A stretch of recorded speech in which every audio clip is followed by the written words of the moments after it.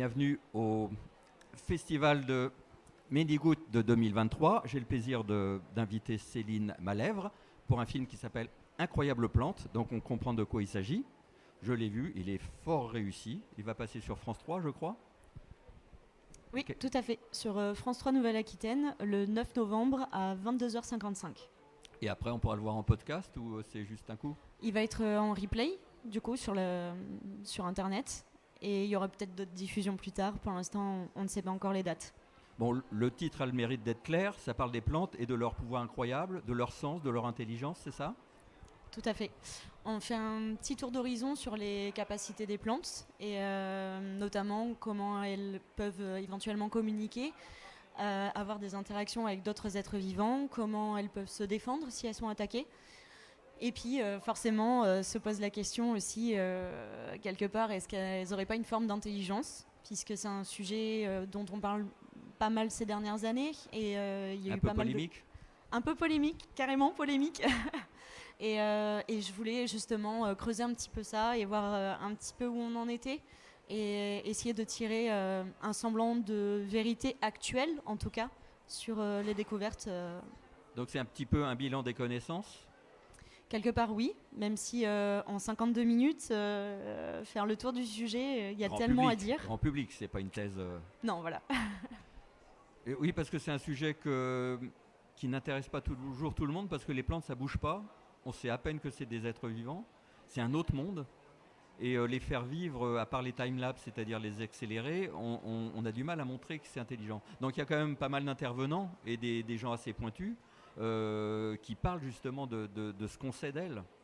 Et donc il y a quelques découvertes, notamment en Allemagne, l'Institut Max Planck, je crois que c'est ça. Oui. Pas Max Planck, Max Planck. Raconte, parce que je crois que tu as eu quelques émotions pour le tournage. Oui, tout à fait. On savait qu'on allait avoir du coup une chenille qui s'appelle la Manduca sexta et qui attaque le pied de tabac sauvage américain. Et eux étudient justement comment ce pied de tabac se défend face à la chenille. Parce qu'il est plein de nicotine et oui. À part cette chenille, aucun animal ne s'attaque à cette plante, c'est ça ? Non, en fait, c'est sa stratégie de défense de base. C'est que la nicotine, comme c'est toxique, tous les autres êtres vivants, dès qu'ils commencent à brouter la plante, ils vont s'arrêter. Par contre, cette chenille-là a la faculté de pouvoir ingérer 100 fois plus de nicotine que même ce que nous, on serait capable de pouvoir ingérer. Et forcément, à partir de là, il faut qu'elle ait des techniques de défense spécifiques pour cette chenille. Et du coup, parmi les stratégies de défense, en fait, elle va envoyer dans l'air des molécules qui vont attirer un prédateur de la chenille. Et il se trouve que c'est une punaise. Et je ne savais pas encore à quoi allait ressembler la punaise, et il se trouve que c'est les seuls êtres volants que je ne peux pas voir qui me font... T'es punaisophobe. Oui, on peut dire quelque part ça, oui. Je supporte pas les punaises.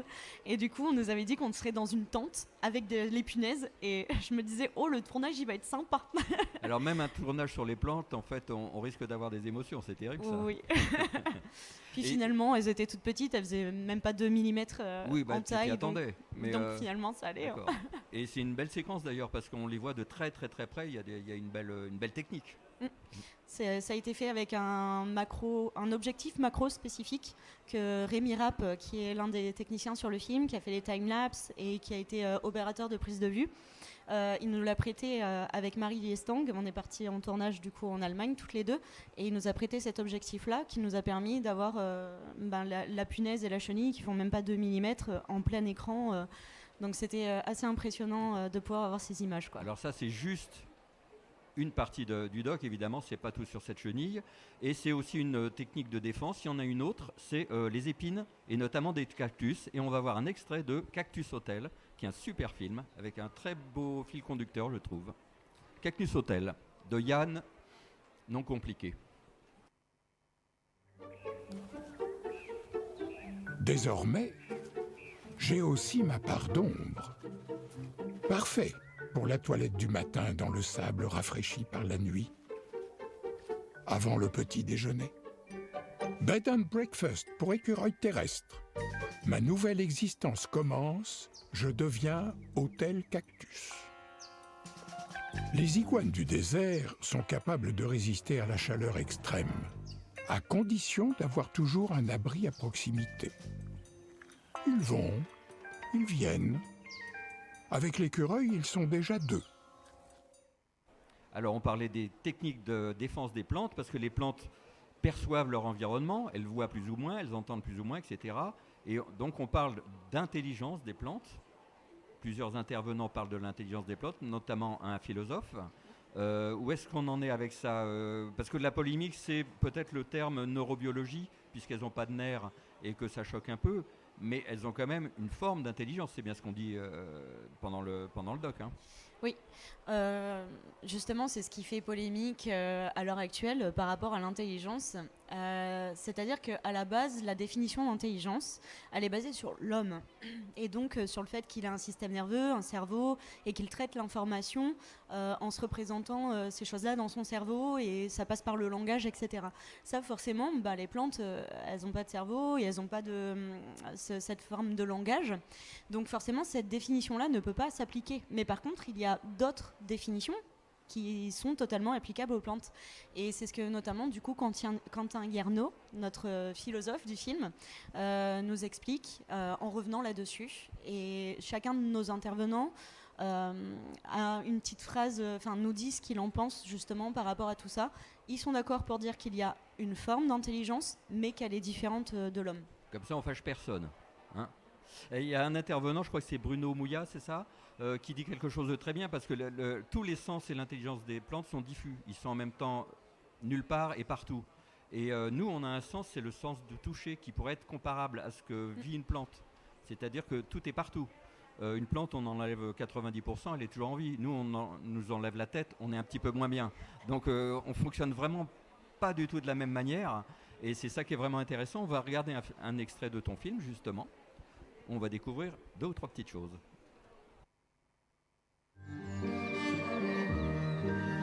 À première vue inerte, je me suis toujours demandé si les plantes étaient aussi passives qu'en apparence.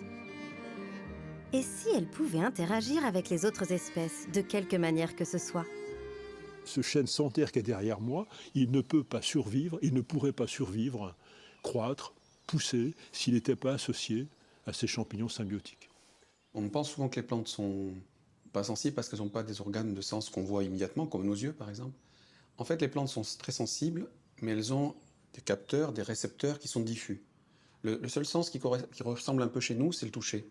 Je peux sentir le toucher n'importe où dans mon corps. Il faut imaginer que chez les plantes, tous les sens sont comme ça.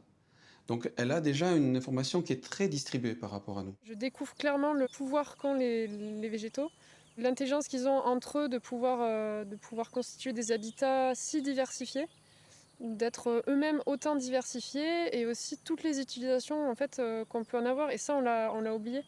Dans cette prairie, il y a des espèces qui sont médicinales. Je fais un rêve, c'est que tout citoyen, dès sa naissance ou ses premières années, soit instruit et éduqué pour comprendre ce qu'est un arbre, comment ça pousse, comment ça vit.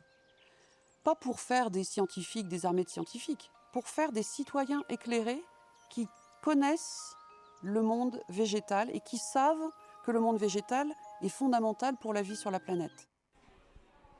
Alors ça, c'est Catherine Laine qui a écrit Dans la peau d'une plante, dans la peau d'un arbre. J'adore ce qu'elle fait. Donc il y a quand même des intervenants de beau niveau qui ont été adorables, il paraît. Oui. Alors ça Vraiment. m'étonne. Vraiment, je tiens à les remercier vraiment sincèrement du fond du cœur, parce que justement, ils ont été géniaux. Vraiment dans l'aide dès le début, en fait, dès la première visio, les premiers échanges de mails pour commencer à préparer le film. Ils nous ont vraiment guidés et ils ont été géniaux et adorables. Vraiment, c'est des personnes humainement, même là, le jour de la première diffusion, ils m'ont envoyé des mails pour m'encourager et me dire qu'ils espéraient que j'aurais des beaux retours sur le film. Je pense que c'est des passionnés. Oui. C'est ça c'est leur moteur, quoi. Et toi aussi, nous aussi, j'ai bien l'impression. Question de journaliste rituel, est-ce que tu as d'autres projets après celui-là ? J'en ai beaucoup en tête, oui. Trop. mais pour l'instant, rien de lancé. Voilà, on va peut-être voir comment tout ça D'accord. va se passer, donner une vie au film aussi, peut-être essayer Oui. de le proposer en festival, de le diffuser dans des salles de cinéma. Bien sûr. Voilà, puisqu'on a réussi à obtenir un visa d'exploitation pour pouvoir le diffuser en salle de cinéma. Donc créer des ciné-débats, des ciné-conférences avec nos intervenants, justement, ça les intéresse beaucoup. Donc on va essayer de faire vivre au maximum déjà ce film, et puis on verra pour la suite. Eh ben, il le mérite bien. Merci beaucoup Céline. Merci à toi. Au revoir.